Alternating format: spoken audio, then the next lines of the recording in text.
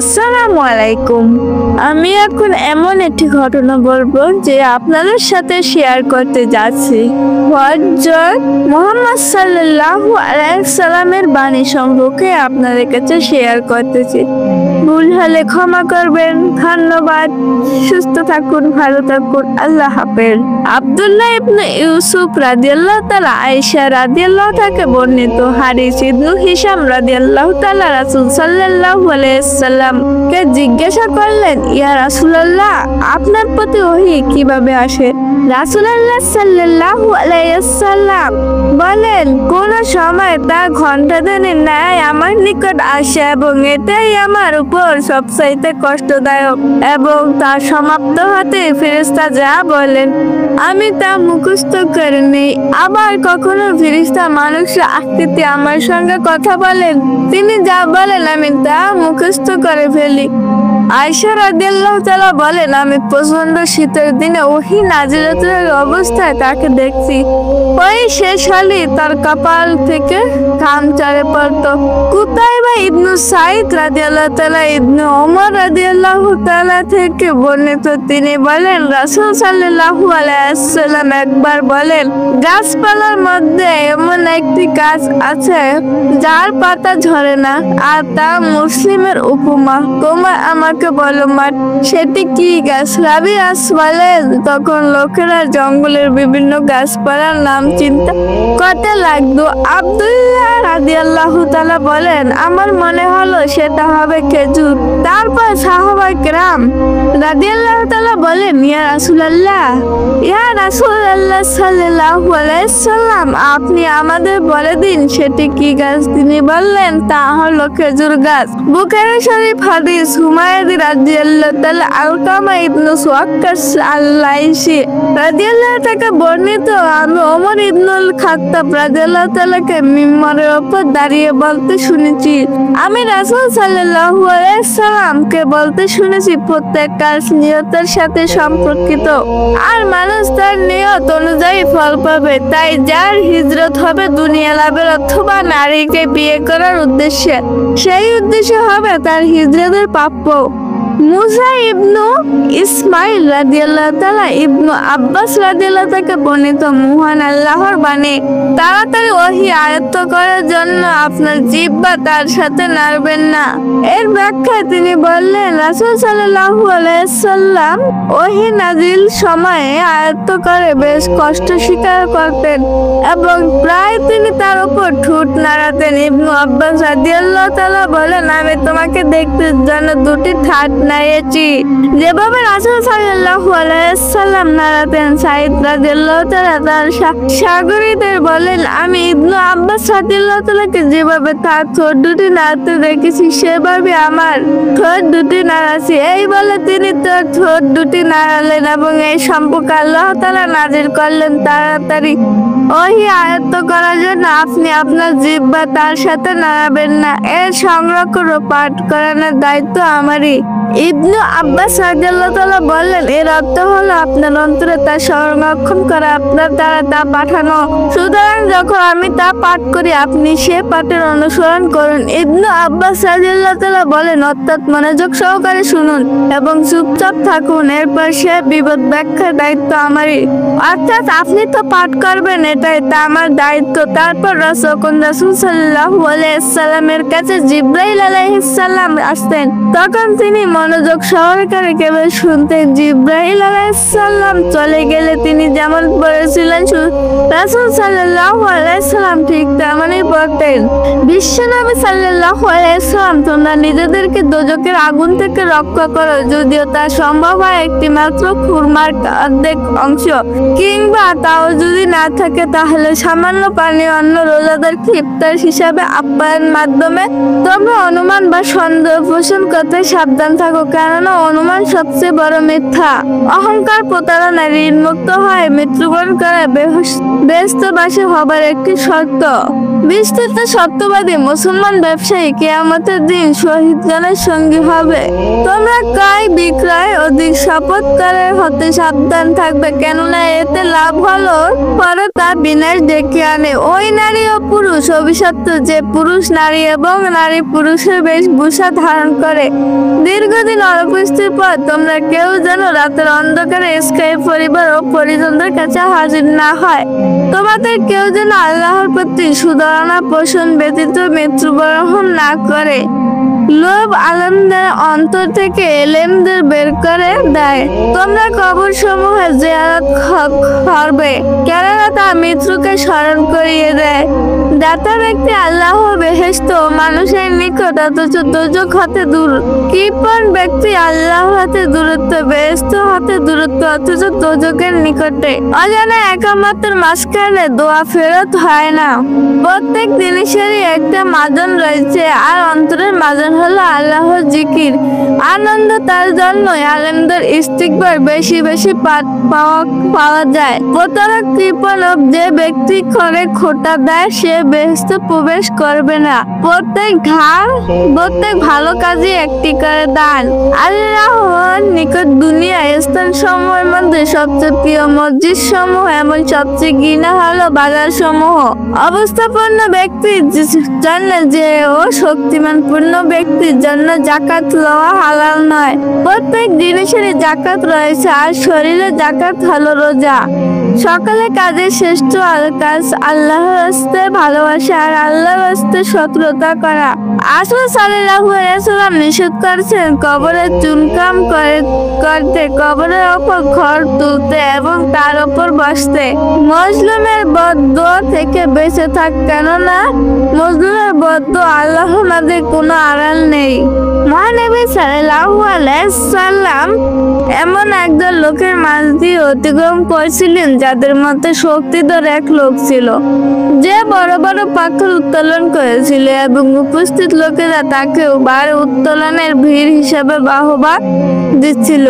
আর ওই ক্রীড়াবিদদের কর্মকাণ্ড সকলে অবাক হচ্ছিল। আল্লাহর বাণী সাল্লাল্লাহু আলাইহি সাল্লাম জিজ্ঞাসা করলেন, এখানে লোক সমাগমের কারণ কি? জনগণ ভার উত্তোলনে ওই ব্যক্তিকে কর্মকাণ্ডের কথা সম্পর্কে মহানবী সাল্লাল্লাহু আলাইহি সাল্লামকে অবগত করল। রাসূল আকরাম সাল্লাল্লাহু আলাইহি সাল্লাম বলেন, তোমাদের কি বলবো না যে এই ব্যক্তির চেয়ে শক্তিশালী কে? তার চেয়ে শক্তিশালী হয়েছে যাকে গালি দেওয়া হয়, কিন্তু সে ধৈর্য ধারণ করে নিজের প্রতিশোধ পরায়ণের নফসে ওপর নিয়ন্ত্রণ রাখে এবং নিজের শয়তান ও তাকে গালি দানদারি শয়তান ওপর বিজয়ী হয়। আল্লাহর নবী সাল্লাল্লাহু আলাইহি সাল্লাম বললেন, লজ্জা দুই প্রকার, বুদ্ধিবৃত্তিক লজ্জা এবং বোকামিপূর্ণ লজ্জা। বুদ্ধিবৃত্তিক লজ্জা জ্ঞান হাতে উচ্চারিত এবং বোকামিপূর্ণ লজ্জা অজ্ঞাত মূর্খতা হাতে উচ্চারিত হয়। মহানবী হযরত সাল্লাল্লাহু আলাইহি সাল্লাম বলেন, যখন তোমরা লজ্জা শেষ হয় তখন তুমি সবকিছু করতে পারো। লজ্জাহীন ব্যক্তিরা এই বিভিন্ন গুনাহ সম্পাদন ও আইন লঙ্ঘন করতে কোনো ভয় পায় না। নবী করিম সাল্লাল্লাহু আলাইহি সাল্লাম, তোমরা তোমাদের মধ্যে সবচেয়ে সাহসী ব্যক্তি হচ্ছে সে যে নিজের নফসের চাহিদার উপর বিজয়ী হয়। মা লাইন ইয়াজারুল ফিকা। আল্লাহ রাসূল সাল্লাল্লাহু আলাইহি সাল্লাম বলেন, লোকেদের উপর কর্তৃক অর্জন ও বিজয়ী হওয়া সাহসিকতা বীরত্ব নয়, বরং নিজের লাগামহীন নফসের উপর কর্তৃক লাভ করাই হচ্ছে প্রকৃত সাহসিকতা ও বিজয়।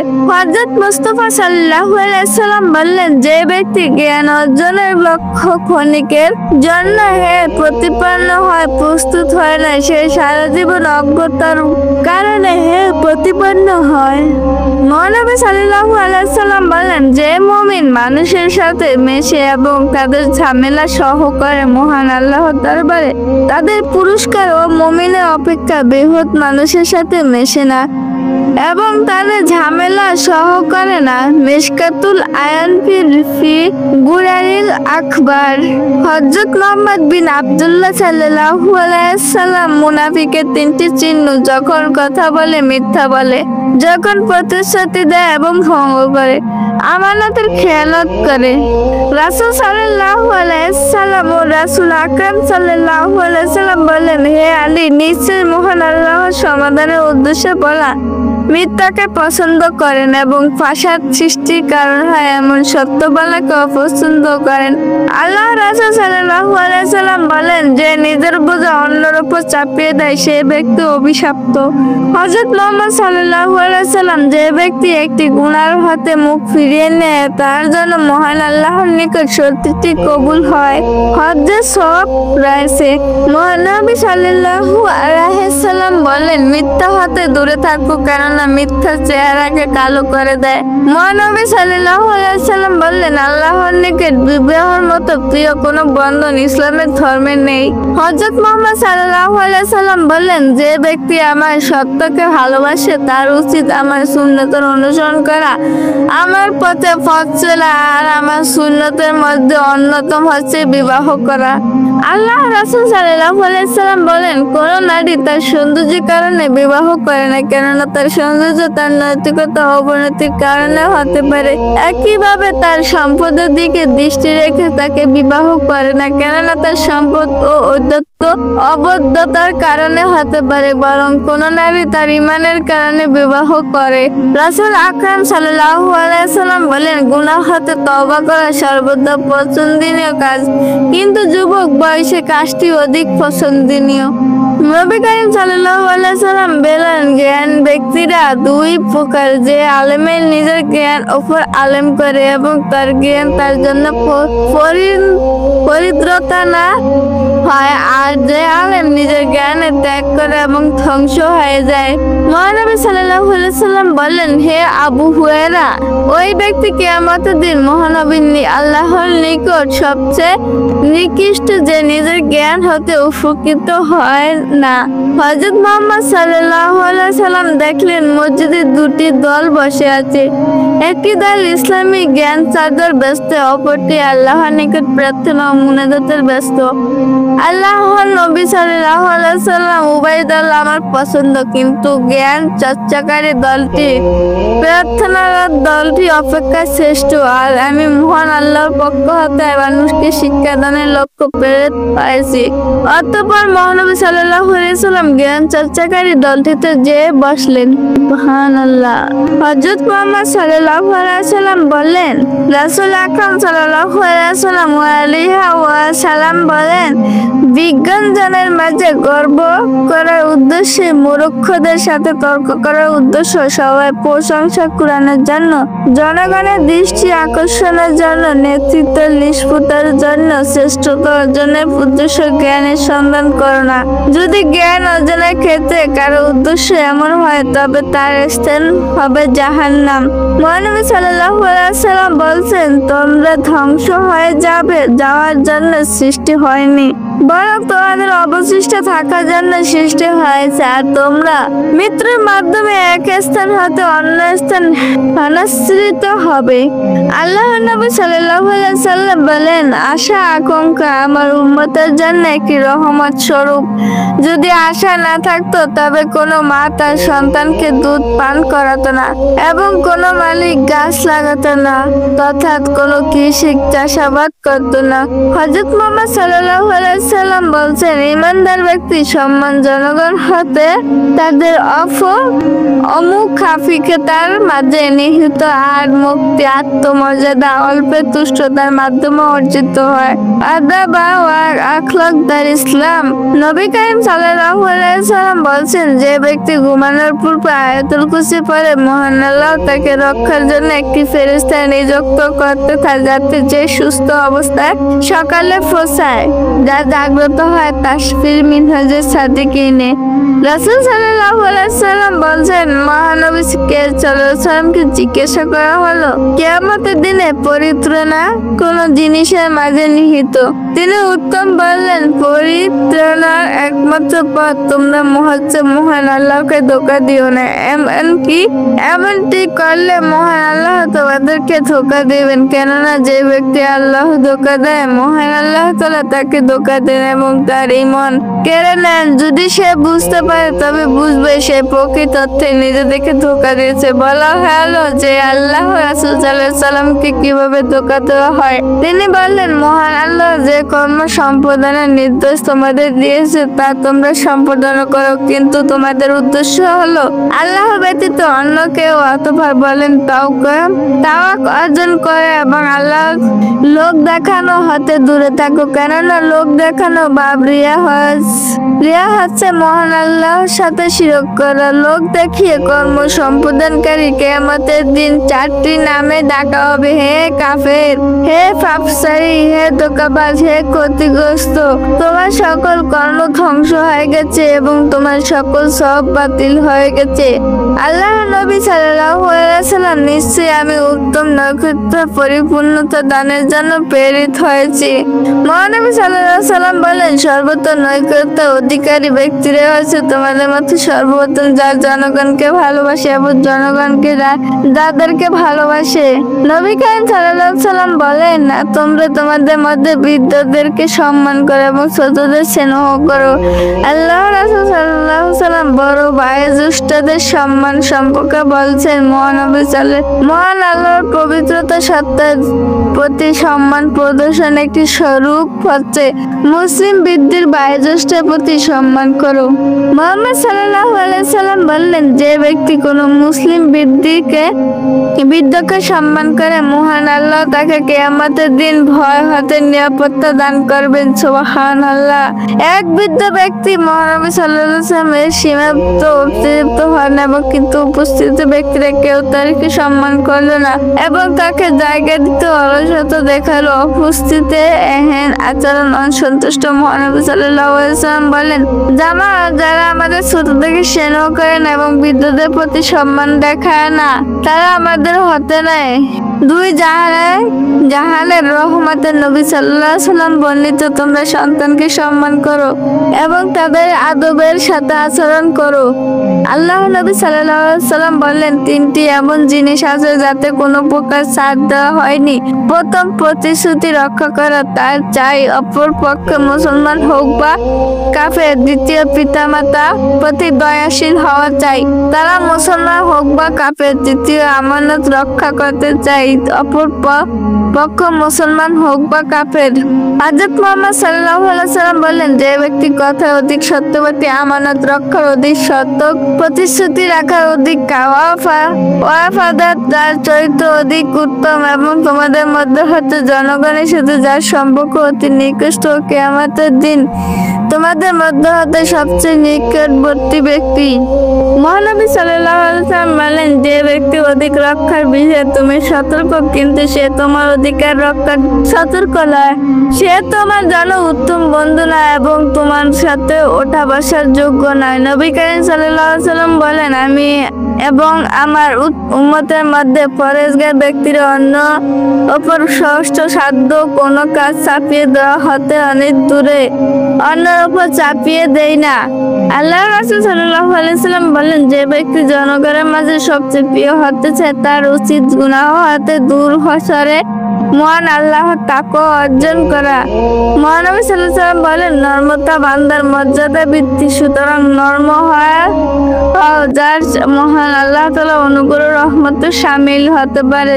আল্লাহ নবী সাল্লাল্লাহু আলাইহি সাল্লাম বলেন, আশা আকাঙ্ক্ষা আমার উম্মতের জন্য একটি রহমত স্বরূপ। যদি আশা না থাকতো তবে কোনো মা তার সন্তানকে দুধ পান করাতো না এবং কোনো মালিক গাছ লাগাতো না, অর্থাৎ কোনো কৃষি ঠিক চাষাবাদ করত না।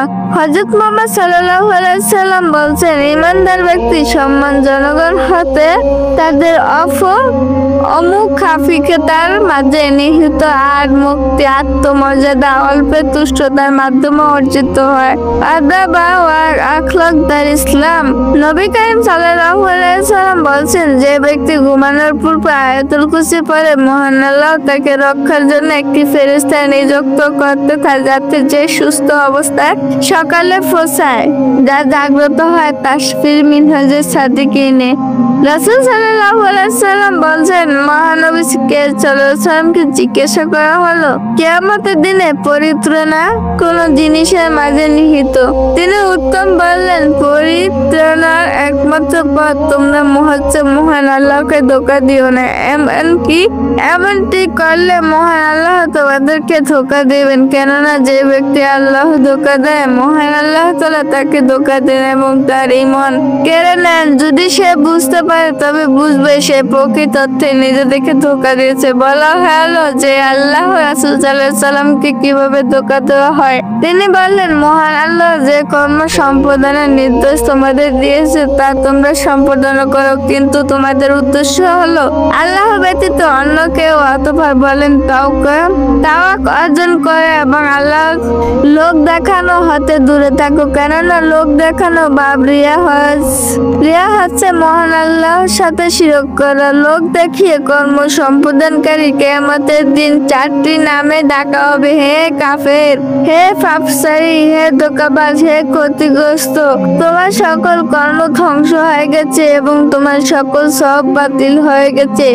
আল্লাহ নবী সাল্লাল্লাহু আলাইহি সাল্লাম, নিশ্চয়ই আমি উত্তম নৈকট্য পরিপূর্ণতা দানের জন্য প্রেরিত হয়েছি। মহানবী সাল্লাল্লাহু আলাইহি সাল্লাম বলেন, সর্বোত্তম নৈকট্য অধিকারী ব্যক্তিরা হচ্ছে তোমাদের মধ্যে সর্বোত্তম, যার জনগণকে ভালোবাসে এবং জনগণকে যাদেরকে ভালোবাসে।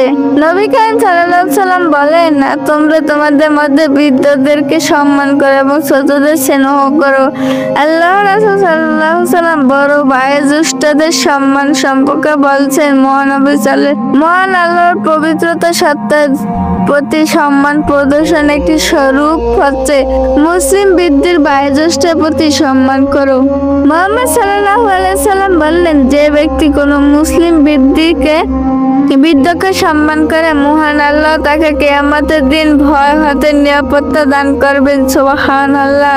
এক বৃদ্ধ ব্যক্তি মহানবী সাল্লাল্লাহু আলাইহি ওয়াসাল্লামের সীমাবদ্ধ অতিরিক্ত হন এবং কিন্তু উপস্থিত ব্যক্তিরা কেউ তাকে সম্মান করল না এবং তাকে জায়গা দিতে অলসতা দেখালো। উপস্থিতে এহেন আচরণ অসন্তুষ্ট। মহানবী সাল্লাল্লাহু আলাইহি ওয়াসাল্লাম বলেন, যারা আমাদের ছোটদেরকে স্নেহ করে না এবং বৃদ্ধদের প্রতি সম্মান দেখায় না, তারা আমাদের হতে নাই।